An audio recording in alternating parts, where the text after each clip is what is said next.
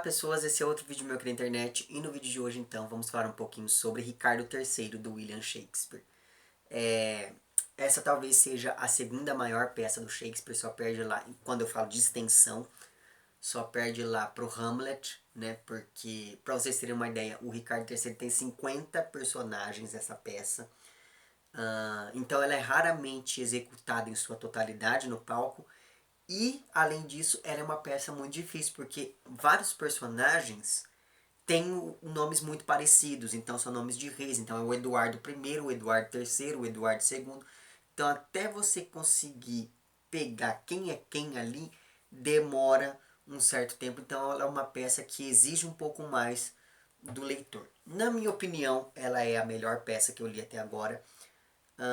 Não só por conta da construção do personagem principal, que é o próprio Ricardo III, mas também por conta da estrutura que a peça tem, e eu vou falar um pouquinho disso depois. Ricardo III, então, é um drama histórico que se insere dentro da primeira tetralogia criada lá pelo Shakespeare.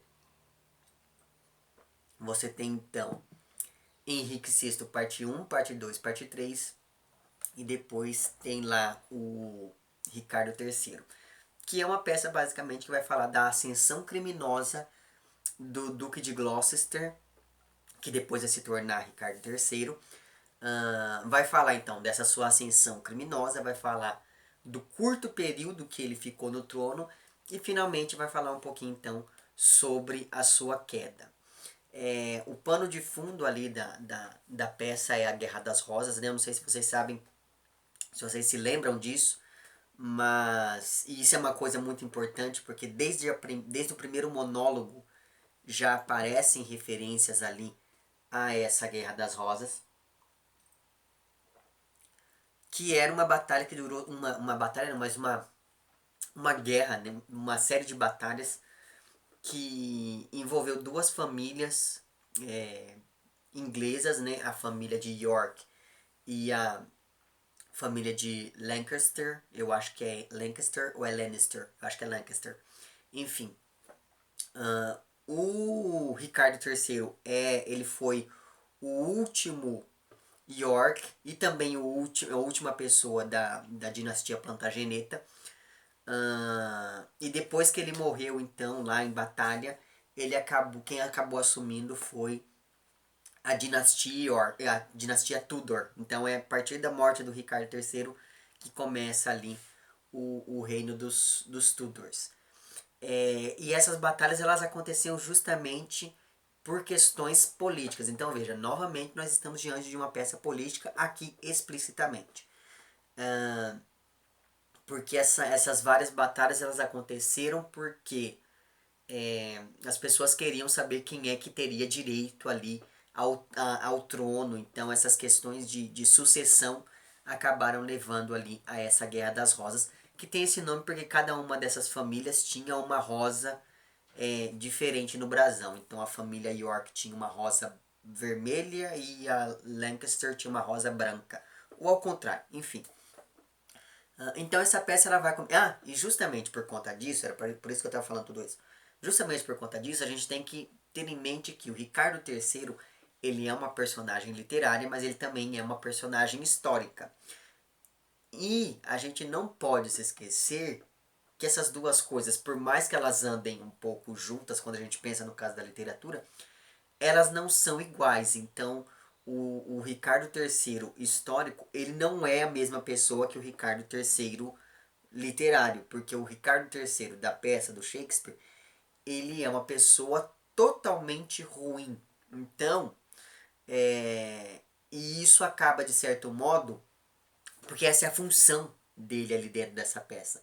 Então a gente não pode nunca confundir essas duas figuras. Mas enfim, começa então a peça com esse Duque de Gloucester tramando colocar os seus irmãos um contra o outro para que ele possa finalmente ascender ao trono. E uma coisa interessante é porque ele, sempre que ele vai fazer uma vilania, digamos, ele sempre se dirige ali à plateia e fala: olha gente, eu vou fazer isso e todo mundo vai cair, quer ver só? Aí ele vai e faz e todo mundo acaba acreditando no que ele falou.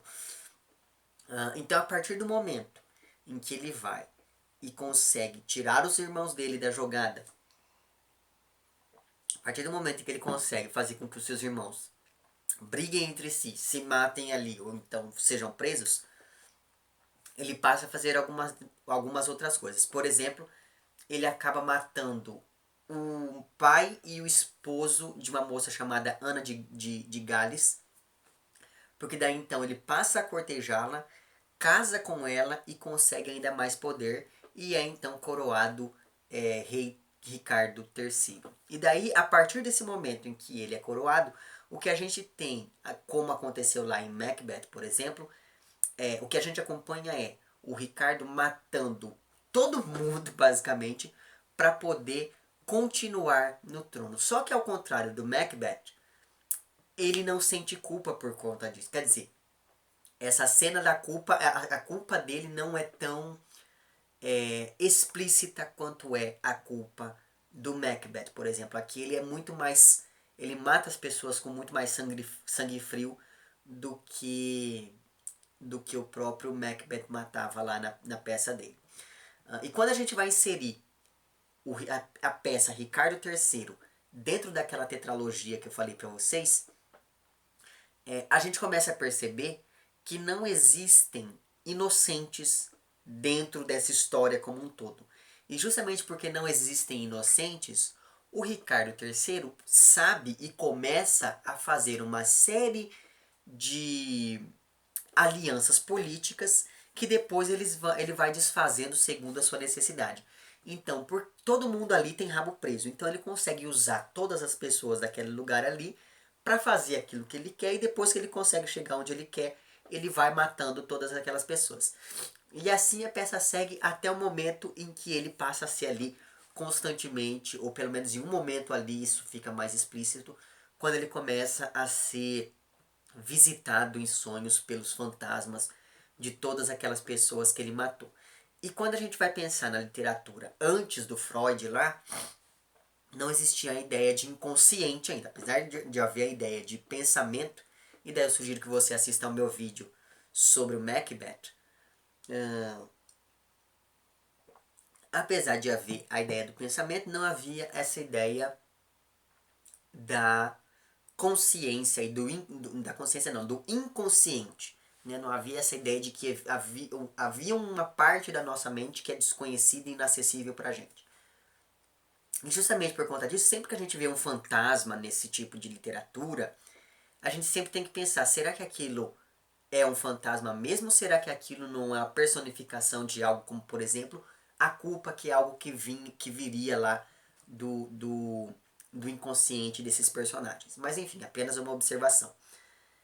Quando a gente pensa nesse conjunto de peças que eu li aqui com vocês, essa talvez seja a peça, talvez não, essa é a peça mais gráfica.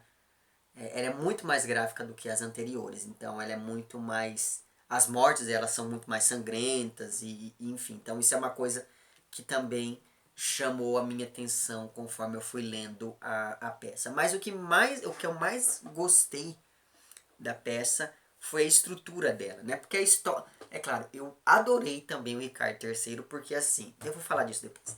Mas enfim, a estrutura dessa peça é uma coisa incrível, porque quando é uma pessoa da nobreza quem está falando, o Shakespeare vai e coloca e escreve a fala das pessoas da nobreza em pentâmetros iâmbicos. E o que são pentâmetros iâmbicos? Pentâmetro iâmbico é uma métrica que era muito utilizada na literatura inglesa quando essa literatura era feita exclusivamente para a nobreza. Então veja que quando é um nobre quem está falando, o texto se conforma a esse dado que é de dialogar, de manter um diálogo com uma tradição própria da nobreza. E quando quem falava era um plebeu, o que a gente tinha eram falas em outras métricas ou em prosa. Então veja que isso acabou, de certo modo, eu achei isso uma coisa fundamental e fenomenal, porque isso mostra essa diferença entre essas várias classes de pessoas, e essa diferença ela fica marcada até mesmo no próprio texto que está sendo ali lido ou encenado, enfim. Outra coisa que eu gostei bastante também dentro desse texto, que me lembrou bastante lá do Otelo, do que o Iago faz em Otelo, é aquela ideia da peça dentro da peça. Então, como se fosse um diretor, o Ricardo III ele vai arquitetando tudo aquilo ali de modo a possibilitar que aconteçam todas aquelas desgraças que vão sendo descritas. E mais do que isso, e principalmente por conta disso é que eu gostei desse personagem, o Ricardo III, sempre que ele vai fazer alguma dessas atrocidades, ele olha para a plateia e conversa com a plateia. Ou seja, ele torna a plateia cúmplice. E essa cumplicidade gera uma empatia. Não só cumplicidade, mas o Ricardo III ele é descrito como uma pessoa horrível. Ele é corcunda, ele tem um braço torto, enfim. Então, esse aspecto físico, a inteligência e essa empatia fazem com que você, muitas vezes, torça para que ele consiga fazer aquilo que ele quer. E isso é uma coisa fenomenal quando a gente pensa no maquiavelismo desse personagem. Ele consegue manipular até mesmo a plateia, né, ou o leitor no nosso caso, e de modo que, justamente por conta disso, eu gostei bastante desse personagem. Então vejam, como eu disse para vocês, também é uma peça extremamente política, também é uma peça, como vocês puderam perceber, também é uma peça cuja principal fonte talvez seja lá a questão do maquiavelismo, porque o Ricardo III tem aquela ideia de que é preciso fazer o que for preciso fazer para chegar ao poder será feito. E isso fica muito claro. Novamente, trata-se de uma peça que fala sobre a natureza da maldade. Só que aqui a culpa que esse personagem sente é muito mais atenuada do que lá, por exemplo, no Macbeth. Então, enquanto o Macbeth fica ali, quase enlouquece de tanta culpa, o que a gente tem no Ricardo III não é nada disso. Tanto que a morte dele é uma morte mais gráfica justamente porque foge dessa questão da culpa e etc. Então aqui nós temos um vilão de verdade. E esse vilão de verdade é o personagem principal e é o protagonista. Porque... E é claro, aí a gente lembra sempre daquilo que eu falei num dos vídeos aí para trás, falando ainda do Shakespeare. Que é, nas tragédias do Shakespeare, o homem ele é o principal responsável pelos seus atos. E no caso do Ricardo III, ele sabe disso. Portanto, se o homem é o principal responsável pelos seus atos, ele também é responsável pelo próprio destino. Portanto, se ele quer que algo aconteça na própria vida, ele tem que agir para que isso aconteça. E daí quando a gente faz um retrospecto dessas peças que a gente leu até agora, ou melhor dizendo, que eu li até agora, nós temos no Mercador de Veneza, nós temos lá o Shylock, que é tido como vilão, mas como eu falei lá naquele meu vídeo, ele é muito mais movido ele tem muito mais motivações que se ligam à cultura e à tradição dele, né? Então, ele é um vilão peronomútil. Quando você pensa lá no Otelo, o Iago, ele é esse elemento instigador que vai ali proporcionando todas aquelas tragédias que acontecem. Quando você pensa no Macbeth, ele, apesar dele ter toda uma culpa, ainda assim, a gente pode sempre cair no erro de pensar que ele fez tudo aquilo porque ele foi instigado pelas bruxas e pela Lady Macbeth. Quando a gente pensa no Hamlet, ele é um sujeito extremamente ambíguo, então você não sabe se ele é mais mocinho do que o Cláudio porque ele mata um monte de gente também, ou ele provoca a morte de várias pessoas ali. E quando a gente pensa no Ricardo III, o que a gente tem ele é mau porque ele quer ser mau. Ele é mau por motivações única e exclusivamente internas. Não existe nada de externo que vai, de certo modo, influenciar as suas decisões. O que ele faz motivado apenas pelas próprias ambições. E isso é uma coisa que, de certo modo, dá uma profundidade muito maior a esse personagem. Foi justamente por conta disso que eu gostei muito dele, porque ele não tem desculpa para ser mal. Ele simplesmente é mal e vai continuar sendo mal até o fim da vida. E a gente tem que lidar com isso. Então veja aqui. Eu não sei se vocês percebem, mas essas peças todas que eu li aqui para esses vídeos são peças que têm sempre essas questões em comum. A próxima peça que eu vou fazer vídeo aqui para vocês é o Rei Lear. E daí eu tenho uma coisa para dizer.